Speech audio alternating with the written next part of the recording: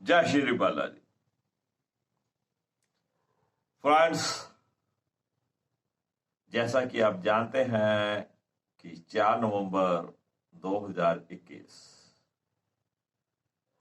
महालक्ष्मी पूजन दीपावली का दिन पड़ने वाला है।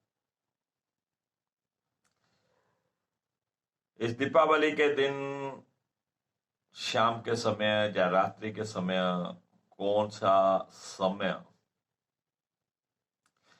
महालक्ष्मी पूजन के लिए शुभ रहेगा और महालक्ष्मी पूजन के साथ साथ और किन का या किन देवी देवताओं का पूजन करना शुभ रहता है, इसके ऊपर चर्चा करेंगे हम आज के इस वीडियो में। जिन फ्रेंड्स ने अभी तक चैनल को सब्सक्राइब नहीं किया, फ्रेंड्स से गुजारिश है कि इस चैनल को सब्सक्राइब कर लें और बेल का आइकॉन जरूर दबाएं। बेल का आइकॉन दबाने का लाभ ये होगा, जो भी न्यू वीडियो हम अपलोड करेंगे उसकी नोटिफिकेशन आपको तुरंत मिल जाएगी और आप उस जानकारी के साथ समय से जुड़ पाएंगे। अपने दोस्तों मित्रों को चैनल के साथ जोड़िएगा। ज्योतिष से संबंधित कुछ न कुछ जानकारियां जो हम यहाँ पर आपको देते रहते हैं। महर्षि विशिष्ट ज्योतिष विद्यालय के इस चैनल के ऊपर मैं राकेश विशिष्ट आप सबका स्वागत करता हूं। तो फ्रेंड्स, आज हम बात करने वाले हैं 4 नवंबर 2021 के दिन को पड़ने वाले दीपावली दिन पर शाम को या रात्रि में हम किस शुभ समय में महालक्ष्मी पूजन या दीपावली का पूजन कर सकते हैं। तो दोस्तों, महालक्ष्मी पूजन जो कि लक्ष्मी को चंचल कहा गया है, स्थिर नहीं रहा करती, तो महालक्ष्मी का पूजन हम शास्त्रानुसार स्थिर लगन में करना चाहिए और स्थिर लगन जो रात्रि में पड़े या संध्या के समय में पड़े वो अति उत्तम रहता है।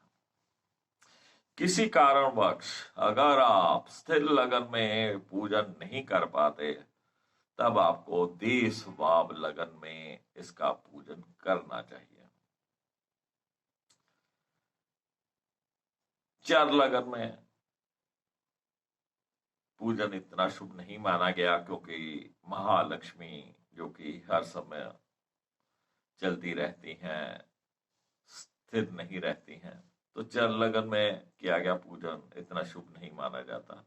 तो जो भी आपको पूजन करना है आपको स्थिर लगन में करना है। अगर स्थिर लगन में किसी कारणवश आप नहीं कर पाते, तब आपको देशवाब लगन में करना है।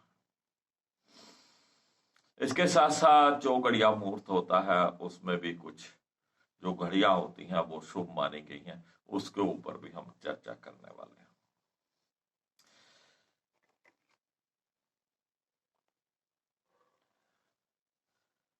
4 नवंबर 2021 शाम को 17:32 से लेकर 19:12 तक, शाम को 17:32 से लेकर 19:12 तक, यानी कि तकरीबन 5:32 से लेकर 7:12 तक अमृत की घड़ियां रहेंगी जो कि शुभ मानी गई है। 7:12 से लेकर रात्रि 8:52 तक चर की घड़ियां रहेंगी जो कि शुभ मानी गई है। और इसी तरह से जो स्थिर लगन है वो संध्या को 6:11 से शुरू होगा। स्थिर लगन यानी कि वृष लगन रहेगा, जो कि शाम को 6:11 पर शुरू होगा और रात्रि 8:05 तक रहेगा। और इस शिथिर लगन में ही आप देखिएगा कि जो पहले 4 घड़िया मुहूर्त में से अमृत मुहूर्त और चर मुहूर्त बताया गया था, वो भी समय इसी समय में आ जाता है। यानी कि स्थिर लगन जो वृष लगन बनेगा, उसका समय महालक्ष्मी पूजन के लिए अति शुभ रहने वाला है।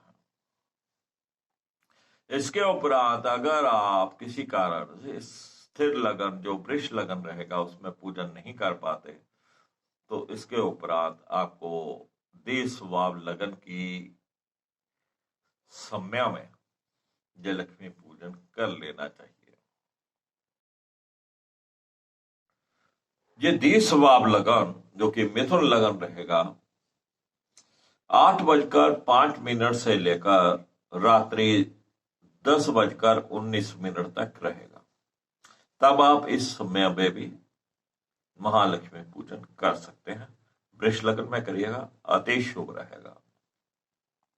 किसी कारण इस समय में अगर आप नहीं कर पाते तो फिर स्थिर लगन जो कि सिंह लगन रहेगा, वो रात्रि 12:42 पर शुरू होगा और 3:03 तक रहेगा।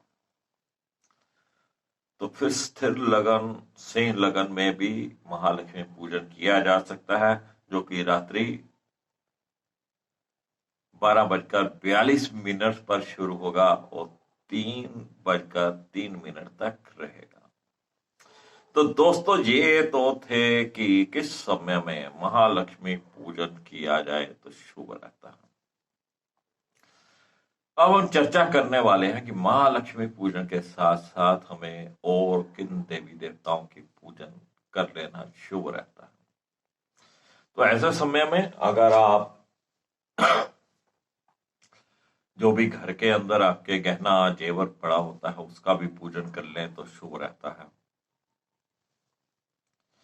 गणपति पूजन तो शुरू में करना ही है, उसके साथ साथ अगर आप भगवान विष्णु को भी याद करें, उनका भी पूजन करें तो अति शुभ है, क्योंकि महालक्ष्मी जो कि विष्णु प्रिय नाम से प्रसिद्ध है, जहां विष्णु पूजे जाएंगे वहां महालक्ष्मी रहेगी।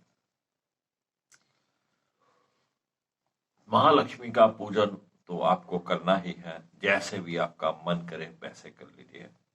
इसके साथ साथ आपको कुबेर पूजन भी करना है, क्योंकि कुबेर भी जो कि धन के खजांची रहे हैं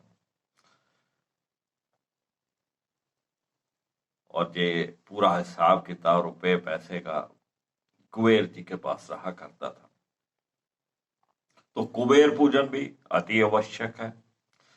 इसके साथ साथ बहुत जो व्यापारी वर्ग हैं वो इसी महालक्ष्मी के पूजन के समय अपना बही खाता शुरू करते हैं। जो करना चाहे तो इस महालक्ष्मी पूजन में अपना बही खाता भी शुरू किया जा सकता है। नहीं तो आप इस समय में मां सरस्वती का पूजन जरूर करें। आपके बच्चे अगर पढ़ाई कर रहे हैं, पढ़ रहे हैं, तो उनके जो पेन और पेंसिल है उनको पूजित करिएगा, उसकी पूजा करिएगा, धूप बत्ती से उनको तिलक वगैरह करके उसका पूजन करिएगा, मां सरस्वती को याद करिएगा।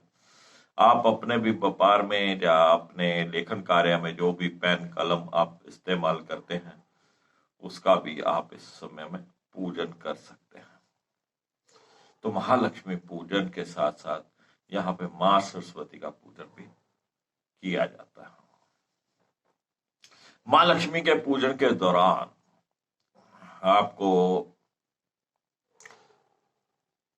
अगर साप्तिक के श्री यंत्र का पूजन कर लिया जाए और महालक्ष्मी के मंत्रों का उच्चारण पंचामृत के साथ साप्तिक के श्री यंत्र के ऊपर किया जाए तो अति उत्तम रहता है।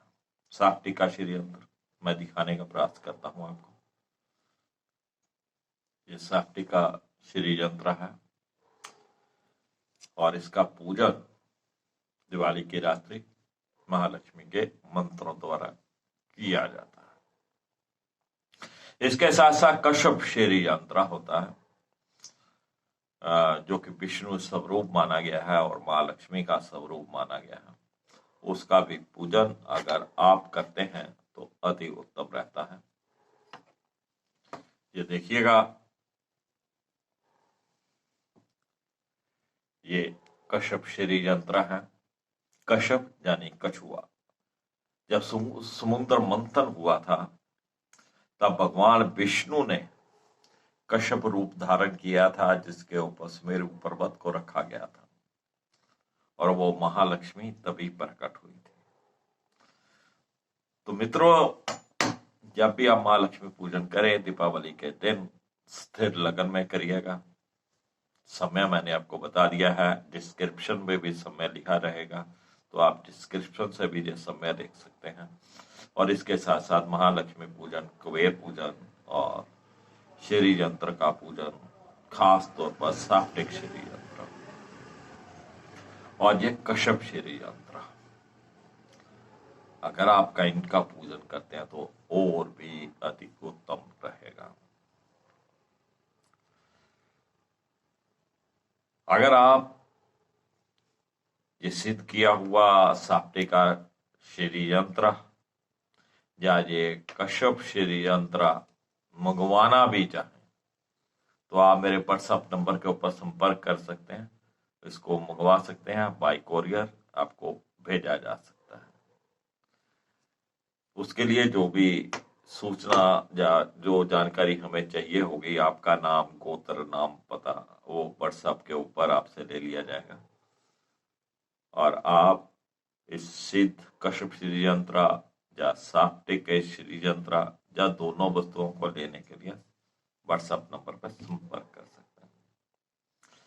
तो फ्रेंड्स, आप सबको दिवाली की बहुत बहुत शुभकामनाएं। महालक्ष्मी पूजन आपका सफल हो और महालक्ष्मी आप सबके घरों में, व्यापार में वास करे। जय श्री बालाजी।